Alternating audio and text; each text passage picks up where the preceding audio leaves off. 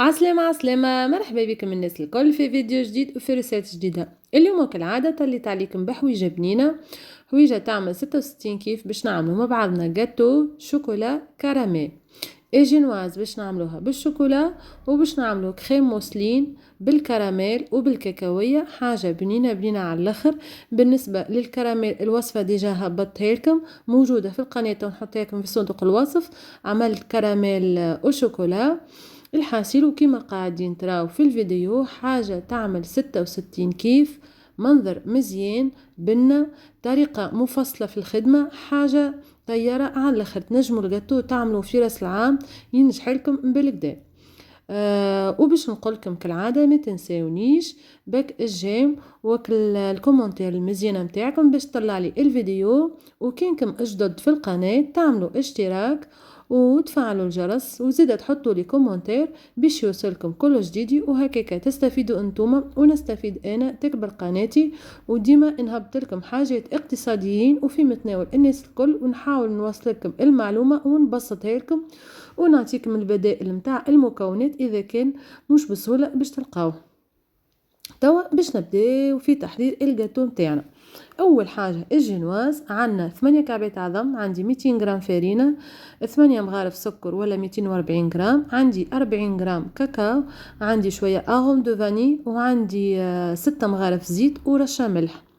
اول حاجه باش نعملوها باش نحطوا 8 كعبات عظم تاعنا في البول، نحطوا معاهم الفاني، نحطوا رشه الملح، ونحطوا 240 غرام السكر ويلا 8 مغارف مليانين بالكدا، ونخليهم 10 دقائق حتى شلين يضاعف الحجم نتاعهم ويبيض اللون نتاعهم، تكون التكستور نتاعهم كيما هكايا بالضبط.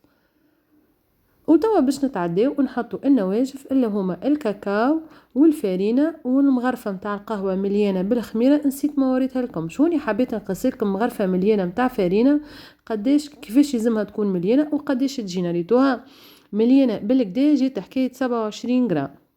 هنا هوني عندي الميزان نوصل حتى ل 30 غرام. اللي ما عندوش ميزان هاني وريتك المغرفة جي 28 جي 27 جي 29 غرام. المهم تملوها بالكدا باش تقربوا ل 30 غرام وتعملوا 7 مغارف مليانين. والمغرفة الثامنة ما تعملوهاش وتعملوا في بلاصتها مغرفة وشطار كاكاو، هذيك المغرفة متاع القهوة المليانة بالخميرة. هوني بديت نحط النواشف ونحرك. عندي مغرفة لوحة هذيك كبيرة، نحرك من الفوق اللوطة من الفوق اللوطة ونطلع ونعاود من الفوق اللوطة. كي صايي قريب يتحركوا معناتها الكاكاو والفارينة والعظم مع بعضهم، زدت شوية الزيت، 6 مغارف متاع زيت اللي قلت لكم عليهم. انا ديما نحب في جنواز نحط شوية زيت باش ما تجينيش شيحة برشا.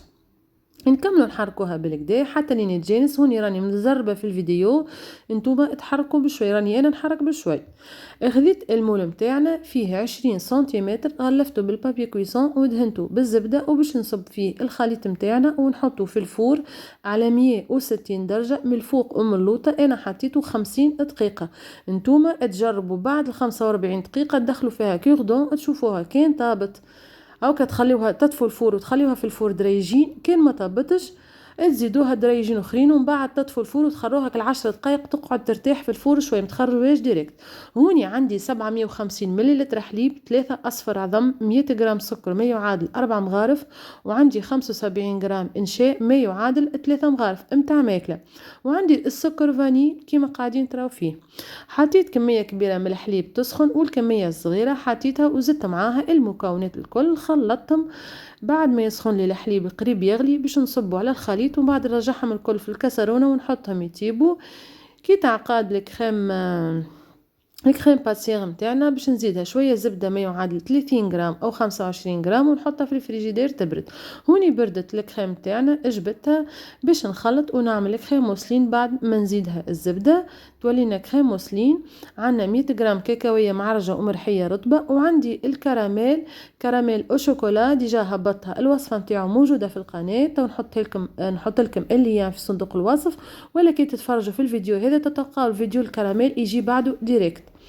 باهي هوني ركضنا الكريم كريم باتسيغ نتاعنا بالكدا بالكدا في الروبو، ومن بعديك باش نبدا نزيدها الزبده. بالنسبه لكميه الزبده انا وريتكم زبده نباتيه اللي هي مارغرين وزبده حيوانيه، استعملت 400 غرام قد 200 غرام زبده حيوانيه و200 غرام مارغرين، نجموا تعملوا حتى 450 غرام. هكا هاو نقعد نزيدو الزبده بشويه بشويه ونركضو.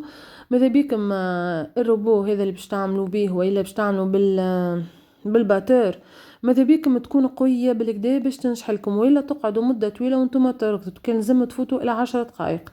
اذا كان بالاخص فرولت لكم الزبده حاولوا تركضوا اكثر حتى تتجانس. هوني سايي الكريم تاعنا بريسك حضرت، باش نزيدوها المنكهات اللي هي اكل كاكاويه والكراميل، ومن بعديك نزيدو نركضوها شويه مش برشا. هنا الكاكاويه كيما قلت لكم عرجتها مليح مليح وريحيتها حتى لين وليت بالتكستور هذاك. الكراميل هوني سايي ارتاح وحاضر، باش نزيد منه مغرفتين نتاع ماكله، تنجموا تزيدوا حتى 3 مغارف راهو عادي ديجا يبنن وكل شيء. والكريم تاعنا ماهيش حلوه برشا، معناتها عادي كي تزيدوها حتى 3 مغارف كراميل، معناتها كريم باتسيغ ماهيش حلوه والزبده معناتها مش حلوه.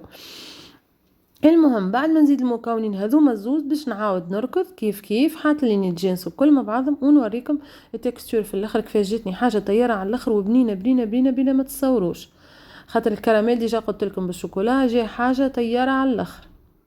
التكستور كيما قاعدين تراو فيها ولات حاضره صايي، باش نحطها في البوش ونعملوا المونتاج نتاع الجاتو نتاعنا البنين اللي يعمل 66 كيف. كريم موسلين تجي خفيفة وبنينة في نفس الوقت ما تجيش قوية برشا. هذا الكراميل حبيت نحركه ونوريهكم التكستور نتاعو راهي مش عاقدة على الاخر، تنجموا كان تحبوه طري اكثر من هكا تحطوه في بما غيد وبيسخن يسيل ويولي اسهل. ونيجي الوزن نتاعنا بعد ما ارتاحت جبتها باش نقصها، باش نوريكم طريقة سهلة على الاخر في القصان. تاخذوا سكين منشار هذيك وتاخذوا اغطام تاع دبوزة انتوما والعلو اللي تحبوه، وباش نبدا نقص الجنواز باش نوريكم الطريقه السهله اللي ديما انا كي نعمل هكا جاتو مدور عاليه شويه نقص بها. نحط الغطام تاع دبوزه من اللوطه ونحط عليه السكينه ونحاول نشدهم الزوز بالمستوي، هاكا الفيديو يوضح لكم اكثر حتى من اللي نتكلم. ونبدا نمشي ونجي هكا بشوي ويدي الاخرى ندور بها الجنواز باش نقص الحرف الكل، ومن بعد نعدي السكينه في الوسط. باش نقولكم على حاجه، هوني قصيت على 3 طبقات، ديجا جاتني الطبقه الاولانيه مستويه بالمليمتر، عباره ما قصيتهاش بسكينه، عباره طيبه حاضره هكاك ريتوها. باهي هوني الملاحظه اللي باش نقولكم عليها اللي انا بعد ما قصيت الجنواز هذه على 3 طبقات حسيت كل طبقه جاتني عاليه، يعني الختام تاع الدبوزه اللي استعملته خاطر هو اللي باش يحكم لنا في العلو تاع القصه نتاعنا حسيته جاني عالي، يعني جاتني جنواز حكايه 3 سنتي وانا نحبها اقل متاع سنتي ونص 2 سنتي ماكسيموم. باهي بعد ما قصيت على 3 ما وريتكمش معناتها ما حبيتش نطول الفيديو، عاودت قصيت مقصه اخرى متاع خديت غطاء متاع دبوزه واحد اخر ها باش نوريهولكم اقل فيه حكايه سنتي ونص وقصيت به، جاوني الجنواز متاعي الكلهم في علو سنتي ونص كل كعب. فهمتوني؟ توا ها باش نوريهمكم بعد ما عودت قصيتهم كيفاش ولو. المهم الطريقه متاع القصان بالسكين المنشاره ذيك وغطاء دبوزه راهي ناجحه على الاخر، تعطيكم جنواز مستويه عباره قاسينها باكل شو اسمه هو ذاك يقصوا به منشار ظهر لي. المهم ريتو الغطاء ذاك ما هاكا وريتهولكم خشين، خديت هذايا علو بين سنتي سنتي ونص وعاودت قصيت به، جاوني اكثر طبقات وفي نفس الوقت ما همش عاليين يعني كيما نحبهم انا. باهي ريتوهم. باهي هوني باش نقولكم على حاجه اخرى، راني استعملت كان 4 طبقات خاطر حسيتها جات عاليه برشا، والطبقه الخامسه عطيتها للصغار عملوها بالشوكولاته وكلاه.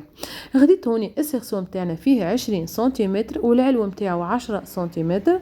خديت سوتارد اللي هي الكارطون هذيك نشريوها من عند اللي يبيعوا مستلزمات حلويات، السوم نتاعها نسيت ما نذكرش. وحطيت الكريم في البوش وحطيت الكراميل في البوش، وعندي حكايه 100 غرام ولا 150 غرام كاكاويه عرجتها وهروشتها ما قصيتهاش رطبه برشا، يعني ما رحيتهاش رطبه برشا خليتها خشينه باش تبدا تتقرمش. وباش نبدا نحط الكريم ومن بعد نحط شويه كراميل وبعد نحط شويه كاكاوية، وبعد نعاود نحط الكريم. ديجا كيما ديما نقولكم الفيديو يوضح لكم اكثر. باهي لاحظتوا اللي انا الكريم وقت اللي حطيتها طلعتها شويه من الجناب هكيكا باش الكاكاويه والكراميل ما يخرجونيش منهم يبداو هكا في الوسط محصورين. يعني تبدا كان الكريم من الجناب باش من بعد كي نجو نستو الجاتو نتاعنا، يعني كي نجو نعملوا في الفينيسيون الاخرانيه ما تبداش هاي خرجت لنا طرف كراميل هاو خارج شويه كاكاويه. هايك الطريقه واضحه على الاخر. كالعادة نعاود نحط شوية كراميل، كان تحسوه عاقد وما نجمتوش تستعملوه راهو تحطوا في باماغي الصحفة متاع الكراميل يذوب ديريكت. ديجا انا في اخر الفيديو باش نعاود نسخنه في باماغي ونعاود نحطه من الفوق على الجاتو متاعنا تتروا كيفاش راهو ساير، راهو ماهوش عاقد هوني خاطر برد. ديجا وقت انا عندي نهارين ملي مطيبت معناتها مش كل شيء عملته فرد نهار، قسمت كل نهار عملت حاجة. كان الكريم عملتها في اخر نهار خاطر ماذا بيا الكريم كي نطيبها ديريكت تستعملها في الجاتو ما خليهاش تقعد في الفريجيدير. الجنواز والكراميل عملتها من قبل. كملت استويت كيما ريتو الطبقات الكل حتى عاش قلت لكم عملت كان 4 طبقات وصلت لي عاليه على الاخر. هذاك علاش الكوش الخامسه ما استعملتهاش متاع الجنواز وخليتها. توا سي بريسك تبعتوني في الفيديو راكم فهمتوا بالكدا وحاولت نفسر. صاي استويت الجاتو متاعنا وباش نغطيه ونحطه يرتاح سويعه من زمان هكاكا ومن بعد نحي السيرسو ونكمل الفينيسيون الاخرانيه.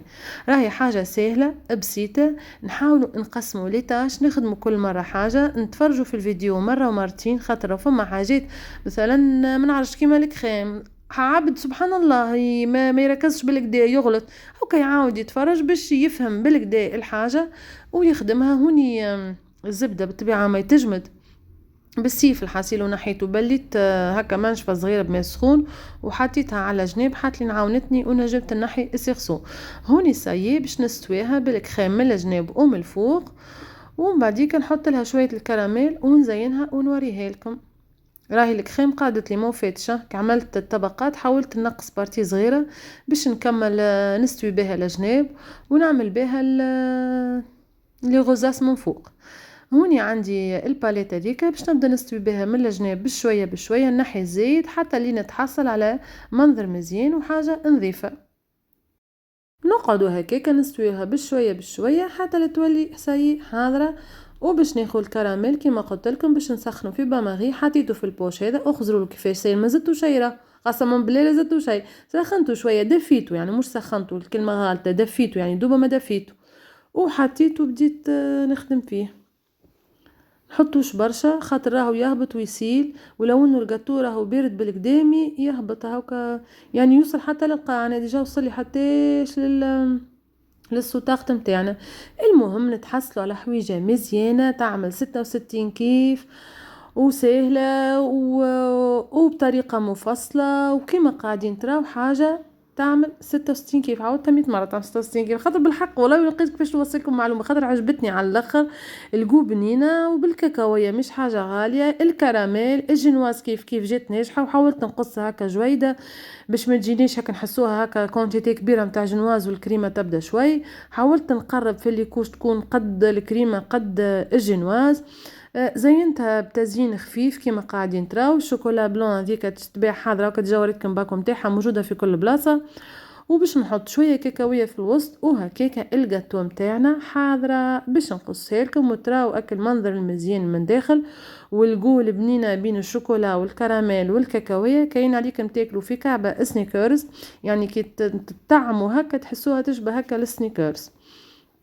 اش باش نقول لكم توا ان شاء الله تكون عجبتكم الوصفه ان شاء الله تجربوها ان شاء الله تبعثوا لي لي فوتو نتاعكم ان شاء الله يتعدي لكم عام مبروك وعام سعيد ولا اله الا محمد رسول الله. كالعاده الكومنتير المزيان وكيفاش لا اله محمد رسول تحطوا لي الجيم وبقدره ربي الفيديو باش يطلع وباش نعاود نطيب لكم برشا مرات اخرين كل ما نلقى فرصه باش نطيب حاجه وباش نوصل لكم المعلومه باش نفهمكم بالكدا كيما تعلمت انا تتعلموا نتوما ما فماش حاجه صعيبه في الدنيا هذه. المهم وسع البال وواحد يعني يعاود مرة واثنين وثلاثة باش يوصل للي حاجته بيه. كيما قاعدين تراو تكستور طيارة على الاخر.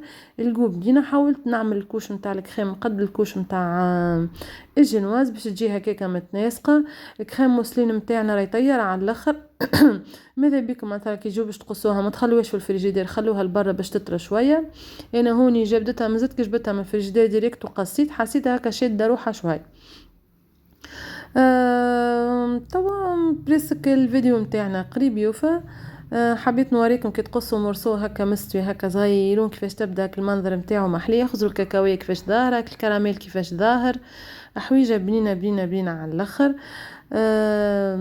هبط لكم برشا انواع نتاع جاتو. عندي البيستاش، عندي الشوكولا زوز، عندي جاتو نتاع المقله، عندي جاتو الاخر الشوكولا الحاسيل، وعامله برشا وصفات. وهذه كراميل وشوكولا. وان شاء الله باش نهبط لكم واحد بنوازات باش نعمل خبز تهويه بالنوازات.